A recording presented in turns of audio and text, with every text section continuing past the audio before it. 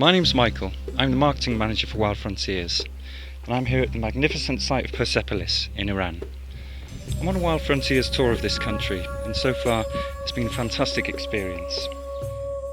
The capital Tehran is most people's starting point, and in this busy city you can see ostentatious ornaments from the royal household in the Crown Jewels Museum, and wander around the Shah's old residence, Golestan Palace.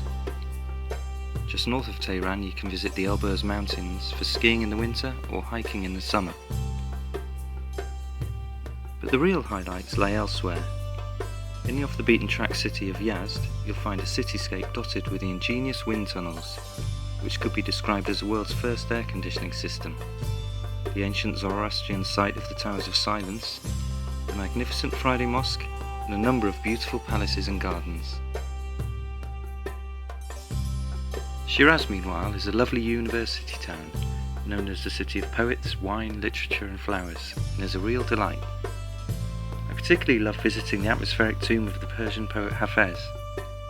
In the evenings it has a magical atmosphere as people gather to read poetry and celebrate the life of this revered poet.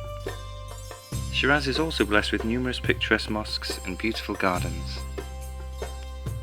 The jewel in the Persian crown, though, is undoubtedly the beautiful city of Esfahan, which has one of the largest squares in the world in the breathtaking Naj Jahan Square, and probably the most stunning Islamic architecture found anywhere. Esfahan is unbelievably picturesque with its famed bridges and lively bazaars. Iran has a long and rich history, with the Persian Empire at one point ruling over 44% of the world's population.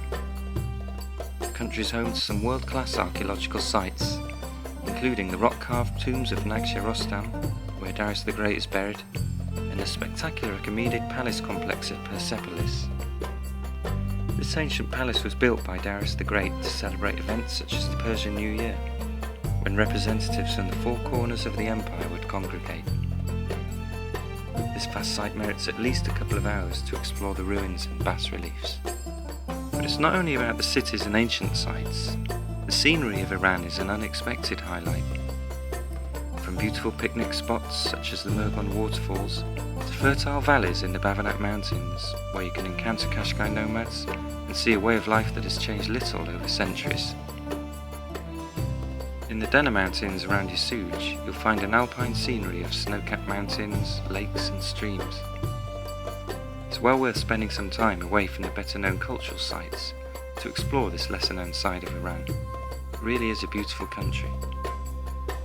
The people of Iran are another real highlight, being welcoming and keen to engage in conversation about everything from politics to football. You're likely to be surrounded by school kids asking you questions, offered tea, and invited to share in picnics with the locals pretty much wherever you go. If ever a people were misrepresented by a regime, it would be the Iranians. Thanks to a baby boom in the 80s, over 60% of its 70 million population are aged under 30. This generation is well educated, worldly, and exposed to global media through the internet. Walking around the streets, which are incidentally very safe, this certainly feels like a nation on the cusp of change.